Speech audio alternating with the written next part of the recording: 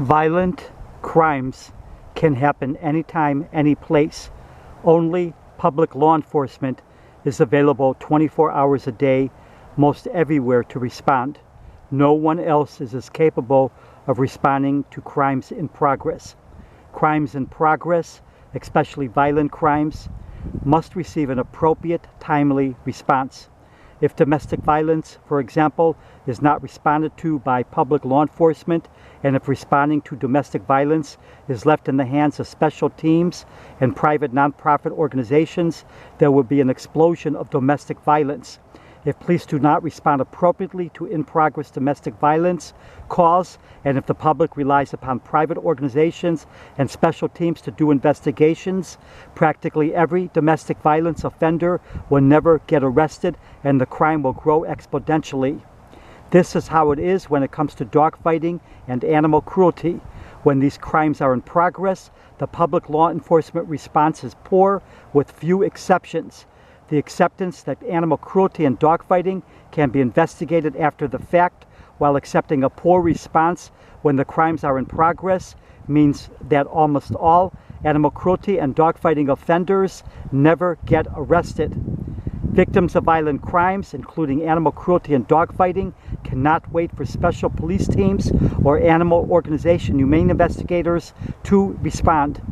Dogfighting and animal cruelty are poorly responded to when in progress and rarely responded to appropriately when unviewed by public law enforcement. If violent crimes are not responded to properly when in progress, and if they are ignored when police unview these crimes, then the crimes grow unchecked. Some make the argument that police have more important things to worry about than animal cruelty and dogfighting.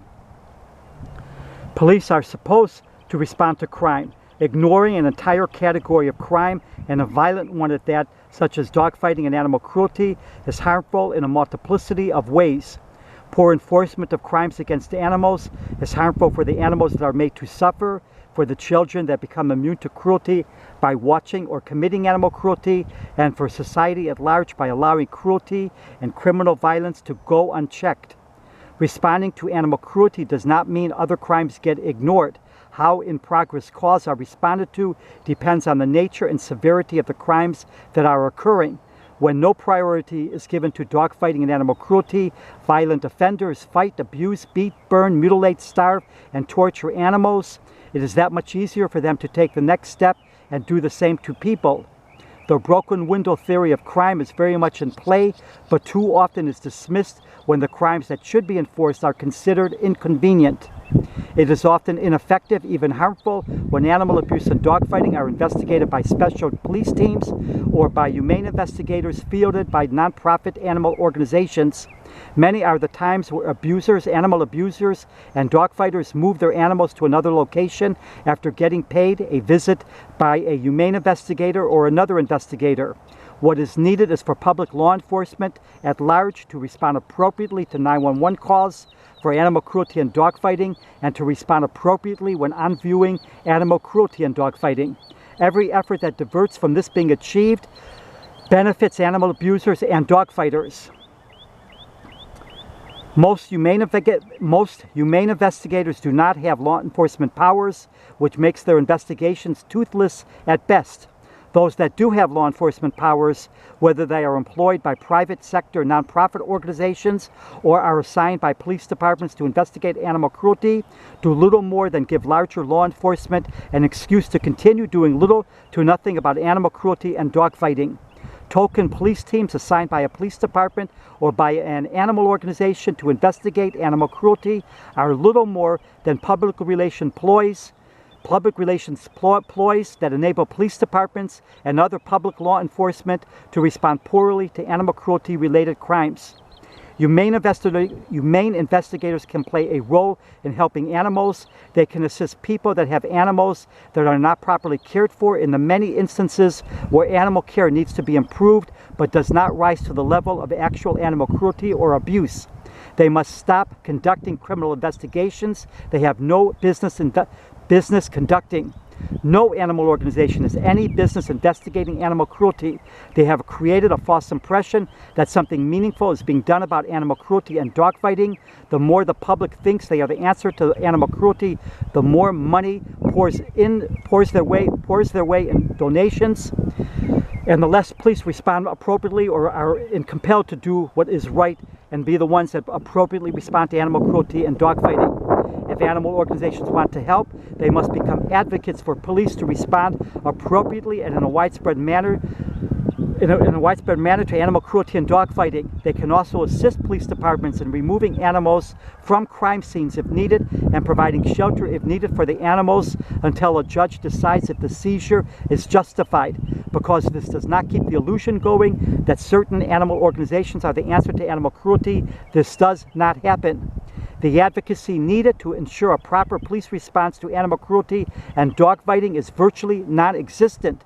Victims of drunk driving and domestic violence are fortunate that the advocates that fight for proper police responses to those crimes are not the same as the advocates that claim to speak for abused animals. Dogfighters continue to have little to fear. They know there are few in law enforcement that will do anything to stop them. Dogfighters have a greater chance of getting struck by lightning than ever getting arrested for dogfighting. Few animal abusers are arrested despite animal cruelty being a common occurring widespread crime. Animal cruelty is an easy crime for police to enforce if things ever change for the better, in that the physical evidence of the crime is most often visible and easy to document. The 911 record of the police response to animal cruelty and dogfighting is public record. A number of so-called animal advocates and animal organizations and so-called investigative reporters refuse to look at that record and see for themselves how often animals are abused, fought, mutilated, starved, beaten, tortured, and so forth without ever hardly receiving a proper or timely or an appropriate police response. Children, teenagers, and sadistic adults continue burning, starving, torturing, fighting, beating, and mutilating animals with rarely anything being done to stop them. For decades, animal organizations and animal advocates were begged to be advocates for animals by fighting for a proper police response to animal cruelty. Certain animal organizations were begged to stop conducting investigations. No anti-domestic violence or anti-drunk driving organization conducts their own criminal investigations. Instead, they advocate for police to respond broadly and appropriately to those crimes. What is needed is for public law enforcement at large to respond appropriately to 911 calls for animal cruelty and dogfighting, and to respond appropriately when on viewing animal cruelty and dogfighting. Everything else, token anti-animal abuse police teams, humane investigators, nonprofit animal organizations, anti-cruelty investigations and investigators, and so forth, are only ineffective window dressing that maintains a dysfunctional, pathological, harmful status quo. The priority for all crimes, animal cruelty, dogfighting, domestic violence, battery, and so forth, is for a timely and appropriate police response when those crimes are in progress. Failing to respond appropriately to in-progress crimes and crimes that are unviewed by law enforcement, including animal cruelty and dogfighting, means missing the most critically important opportunities for stopping those crimes.